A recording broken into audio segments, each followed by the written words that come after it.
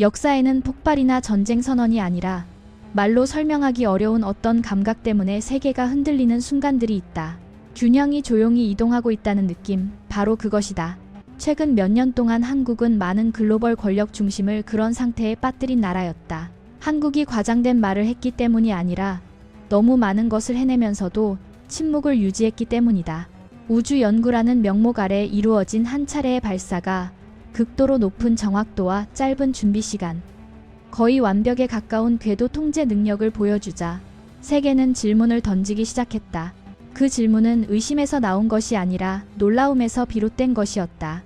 민간 산업과 소비자 기술, 수출 국가로 더 잘 알려져 있던 한 나라가 어떻게 오랜 군사 강대국들조차 경계할 수준의 기술력에 도달할 수 있었는가 하는 질문이었다. 더 주목할 점은 한국 내부의 반응이 외부의 긴장감과는 완전히 달랐다는 사실이다. 요란한 구호도 없었고 과도한 자축도 없었으며 도발적인 분위기 역시 존재하지 않았다. 국내의 포럼과 소셜미디어, 언론에서 한국인들이 일관되게 강조한 것은 단 하나였다. 이것은 과학 연구이며 우주 개발이고 과도한 해석은 경계해야 한다는 점이다. 바로 이 평온함이야말로 많은 해외 분석가들을 진정으로 불안하게 만든 요소였다. 역사적으로 가장 위험한 국가는 힘을 많이 말하는 나라가 아니라 말로 증명할 필요조차 없을 만큼 충분히 강한 나라였기 때문이다. 만약 미사일이나 엔진 혹은 기술적 수치만을 본다면 외부에서는 이 이야기를 쉽게 오해할 수 있다. 무기는 결국 최종 결과물에 불과하다. 한국을 특별하게 만드는 것은 그 숫자 뒤에 존재하는 것들이다.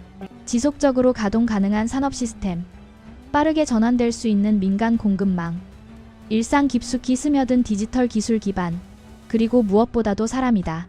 한국에서 속도는 구호가 아니라 습관이며 규율은 명령이 아니라 문화이고 높은 기준은 압박이 아니라 당연한 전제다. 이러한 요소들은 전략적 관점에서 볼 때 단기간에 다른 나라들이 쉽게 모방할 수 없는 동원 능력을 만들어낸다. 외부의 많은 논평은 오로라와 같은 단어를 중심으로 한국의 어떤 암호명이나 군사적 함의를 부여하려 하지만 이런 해석은 중요한 현실을 놓치는 경우가 많다. 한국 사회는 문제를 정상화함으로써 긴장을 완화하려는 경향이 있다. 과시하지 않는다고 해서 능력이 부족한 것은 아니며 오히려 그것은 이 나라가 쌓아온 기반에 대한 매우 높은 자신감을 반영한다. 한국인들이 연구와 개발에 집중하고 있다고 말할 때 그것은 다른 나라를 안심시키기 위한 것이 아니라 말로 억제력을 만들 필요가 없기 때문이다.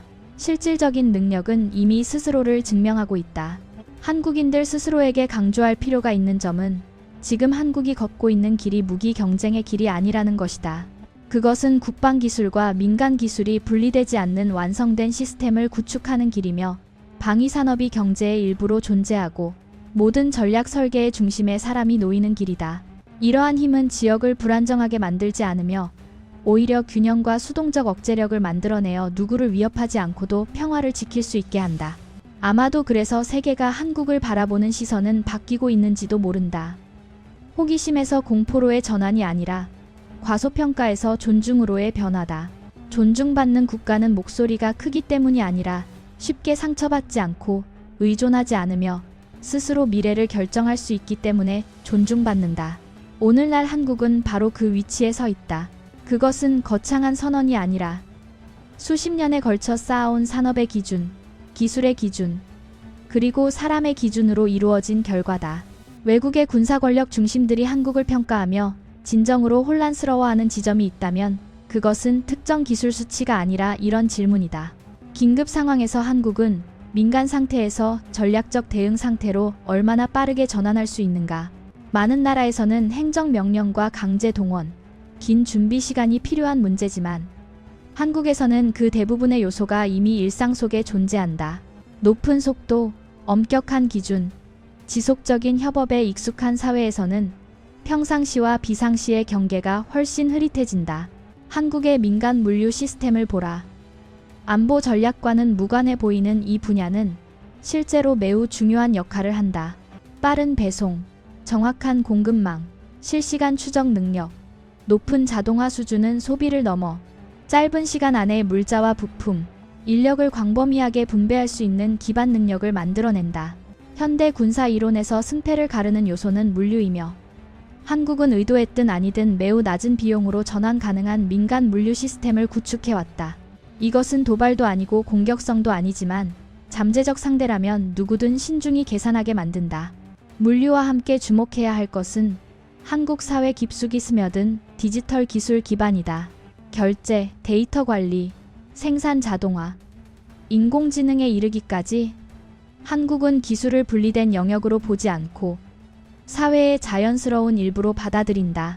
이는 새로운 도구를 빠르게 익히고 복잡한 시스템을 운용할 수 있는 노동력을 만들어낸다. 전쟁이 물리적 전장뿐 아니라 사이버 공간과 제어 시스템, 데이터 위에서 벌어지는 현대 환경에서 이러한 이점은 전략적으로 매우 크다. 선언할 필요도 과시할 필요도 없지만 그 능력은 항상 존재한다. 외부에서 자주 과소평가되는 또 하나의 요소는 한국인의 일하는 문화다. 빠르다는 것은 손이 빠르다는 의미가 아니라 사고와 결정, 오류 수정이 빠르다는 뜻이다. 실패는 금기가 아니라 개선을 위한 데이터로 받아들여진다. 이러한 사고방식은 민감한 분야를 포함한 첨단 기술 프로젝트들이 위험 회피 심리에 막히지 않고 지속적으로 발전할 수 있게 한다. 관료적 모델이나 경직된 명령체계에 익숙한 외부 관찰자들에게 이것은 이해하기도 대응하기도 어려운 부분이다. 한국의 힘은 민간과 국방을 분리하는 데 있지 않고 두 영역을 합리적으로 연결하는 데 있다.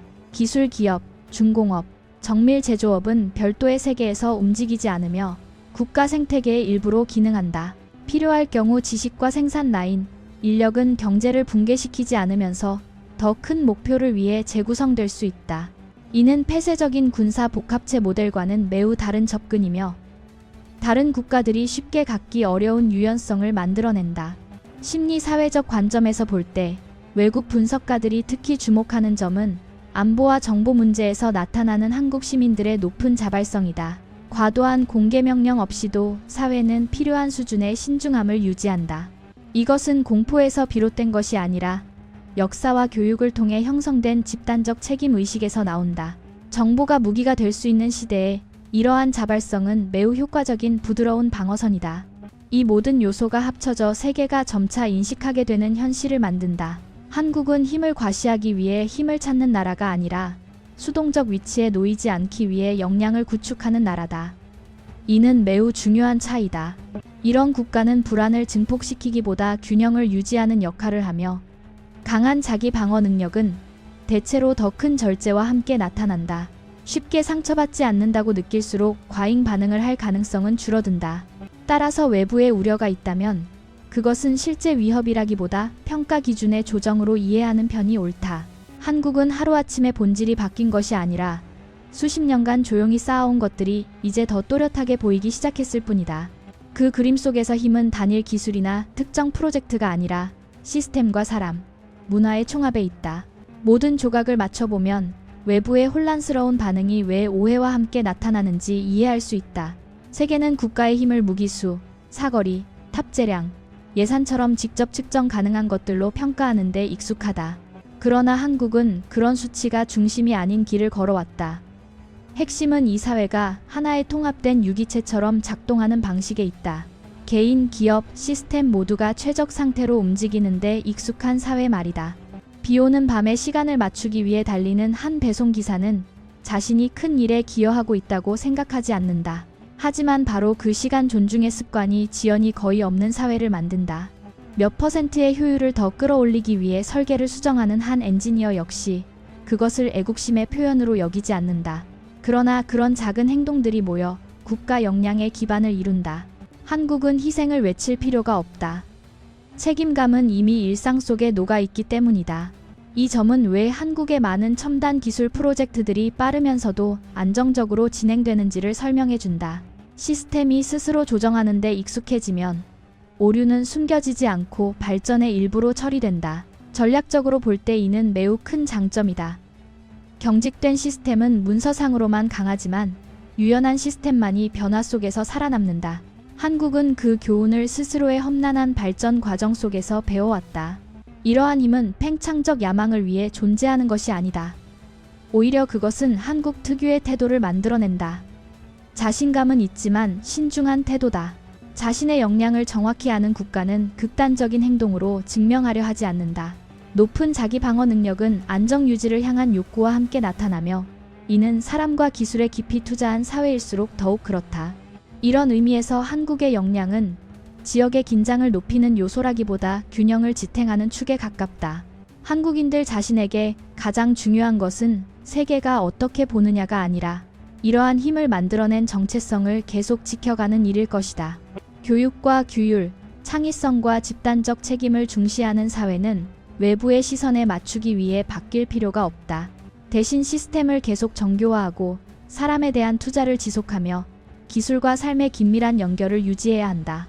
그것이 한국을 여기까지 오게 한 길이며 불확실한 미래 속에서도 나라를 지탱할 길이다. 한국 독자들에게 전할 마지막 메시지가 있다면 그것은 바로 이 사회 자체에 대한 인정이다. 세계의 주목을 끄는 것은 특정 프로젝트나 일시적인 순간이 아니라 여러 세대에 걸친 꾸준한 축적이다. 그 힘은 요란하지 않고 과시하지 않지만 깊이가 있어 존중을 만들어낸다. 급변하는 세계에서 이런 탄탄한 기반을 갖는 것은 단순한 이점이 아니라 평화와 안정을 유지할 책임이기도 하다. 오늘의 한국은 질문이 아니라 조용한 확언이다. 우월함에 대한 확언이 아니라 자율성과 적응력, 그리고 사람에 대한 신뢰에 대한 확언이다.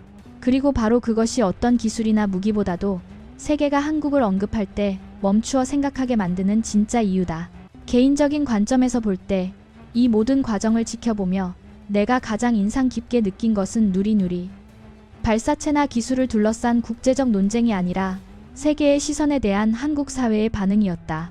그 평온함은 우연도 무관심도 아니다.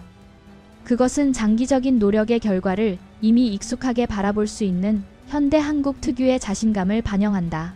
수십 년 동안 한국은 교육과 산업, 과학과 사람에 꾸준히 투자하며 더 어렵지만 지속 가능한 길을 선택해왔다. 그렇기 때문에 어떤 성과가 나타났을 때 사회는 그것을 증명하거나 과시해야 할 대상으로 여기지 않는다. 이미 준비된 긴 여정의 다음 단계일 뿐이라는 것을 알기 때문이다. 나는 바로 이런 태도가 한국의 진짜 힘을 만들어낸다고 생각한다.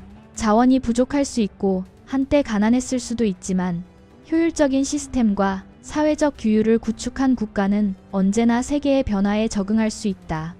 오늘의 한국은 주목받기 위해 말을 많이 할 필요가 없다. 그들의 역량은 행동과 결과, 그리고 안정성을 통해 이미 스스로를 말하고 있기 때문이다. 그리고 변동성이 큰 글로벌 환경 속에서 인내할 줄 알고 준비할 줄 알며 필요할 때 침묵할 줄 아는 국가는 아마도 가장 신뢰할 수 있는 국가일 것이다. 끝까지 시청해주셔서 진심으로 감사드립니다. 이 내용이 빠르게 변화하는 세계 속에서 한국의 진정한 힘을 이해하는 데 도움이 되었고 명확하고 균형 잡힌 시각을 제공했다고 느끼셨다면 구독 버튼을 눌러주시고 알림 설정을 켜주세요. 여러분의 응원이야말로 앞으로도 깊이 있고 신뢰할 수 있는 분석을 이어갈 수 있는 가장 큰 동력입니다. 시청해주셔서 감사합니다. 다음 영상에서 다시 뵙겠습니다.